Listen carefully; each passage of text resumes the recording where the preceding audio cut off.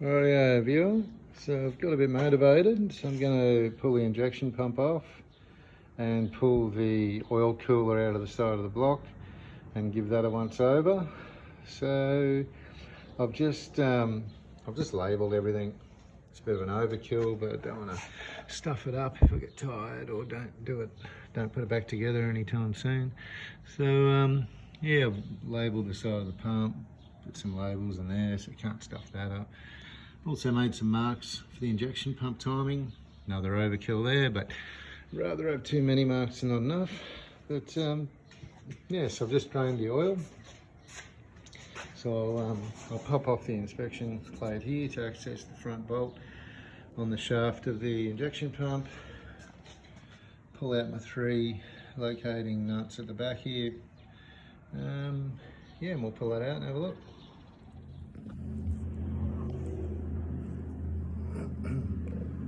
Righto, so we'll just pop off the front plate here so we can access the injection pump spindle nut.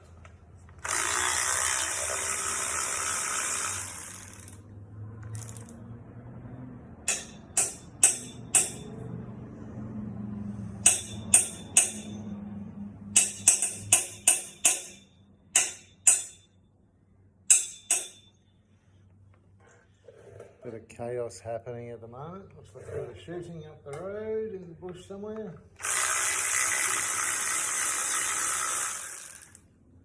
Hopefully everyone's okay. I've got enough cops out there to sort it out by the sound of it. There you go.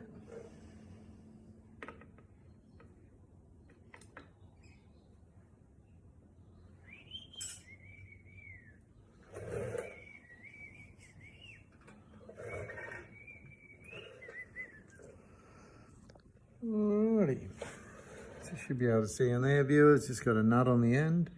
That's on the end of the shaft. It goes into the injection pump. And there's a gear, obviously, that sits inside this timing case, that this nut holds the injection pump spindle inside the middle of that gear. So I should be able to make sure I'm on TDC, just because that's my habit, and then I'll crack that nut and then undo the bolts at the back and get the injection pump off. Alrighty, so I've taken that nut off. That was a 3/4, and now that that's off, if you look inside there and when it focuses, you'll see that in the gear has a slot and keyway on the shaft from the injection pump will fit into that keyway. So you sort of have to make sure you remember where that is indexed, so you remember its position. When you put in the injection pump, make sure that hasn't changed or you're forcing that in. And when you pull that out, from memory, it's like a little half a coin type deal, or a 1/6 of a coin, so it can fall out. So just keep an eye on that, that it doesn't end up in your timing case. Alrighty, so now that we've got that loose, there's 3 nuts in the triangle shape. 1, 2, 3 in the back there, little 1/2 inches. We'll take those off, and then I should just be able to give the injection pump spindle a very light tap and remove the injection pump. So I'll give that a whirl.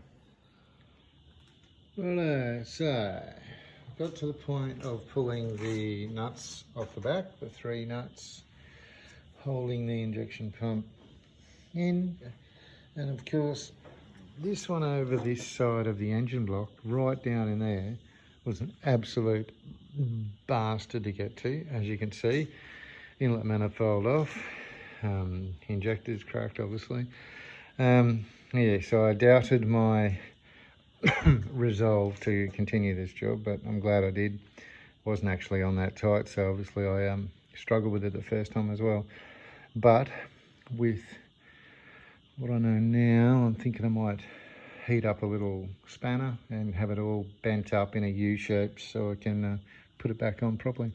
So I've just backed off those nuts to the back of the thread, because when I tap on the front of this shaft, ever so gently, increasingly hard while I get the shits with it, You don't want the injection pump to fall out and land on the floor.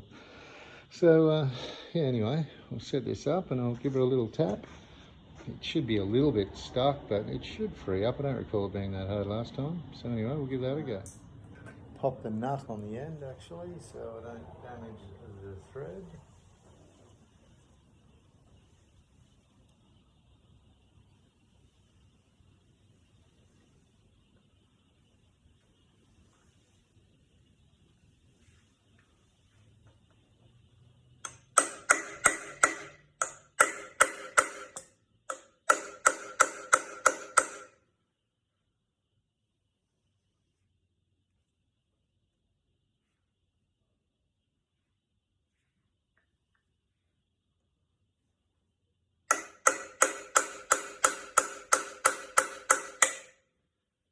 Just hear the tone change then. That was it popping off.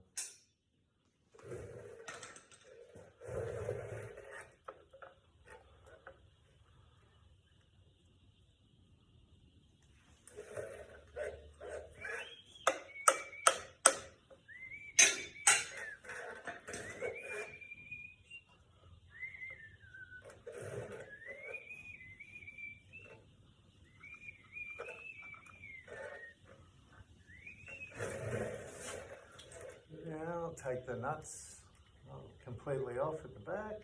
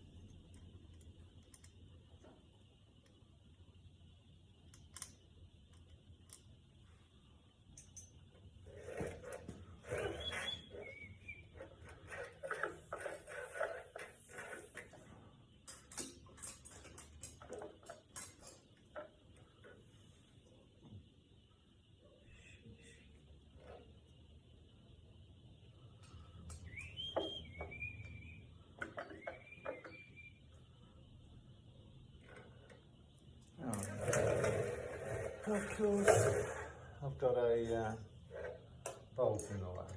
Yeah, that's the wrong size. Just got the lower mount of the injection pump. This puppy here to pop out of the way, and that'll just fall out. So we'll give that a go. Rightio punters, you can see I've got the injection pump out. Once I removed that little rear bracket, there's nothing in the way then, it just fell straight out. Should have taken that off first. But you can see here we've got our little spindle shaft with our little shear pin / disc here. That's moving around quite freely, so it didn't fall in the timing case cover, so that's awesome. There's our oil cooler that I've been trying to get to for some time. It's pretty happy we got this far, but I have run out of time tonight, so that'll have to be next chapter. And I did experiment a fair bit last time I had this engine apart many years ago, and did come to the conclusion that this gear, although don't try it and don't tempt fate, it basically meshes in the gears of your other gears inside the timing case. It meshes in that well and deeply that you can't actually bump it around and get it a tooth out because the timing case holds it so tightly. So I tried with this off, the timing cover off, and with it on, and with my little inspection hole I made here, tried all these different scenarios, and I couldn't get it to jump a tooth accidentally. I just wanted to know for my own knowledge. So anyway, if you get that far, that's sitting there like that. Don't get paranoid that you have let it drop and it's now going to be out of time with the other gears, because I let my mind wander and thought, oh, how do I know it hasn't? So I actually drilled a hole here, spun the engine over a million times until the timing marks lined up on my gears, and realised, yep, timing's perfect, and it was all good. So anyway, back to that, and here we are. So we'll get into that oil cooler after work tomorrow night. Alright, so as you probably guessed, I have zero self-control. So in fact I did remove the oil cooler. I couldn't help myself, and I just was dying to see what's inside. So I have pulled that out. They come out pretty easy. I don't really know what I'm looking for yet. Clearly there's some Welsh plugs there. I'll give them a little bit of a scrape and clean up. They don't look like they're leaking coolant though, or do they? Anyway, that looks a little wet, that one, but I don't know. I don't know what I'm looking for yet. I'll have to research that and have a big clean up in there. Definitely some crud in there and some terrible gasket job.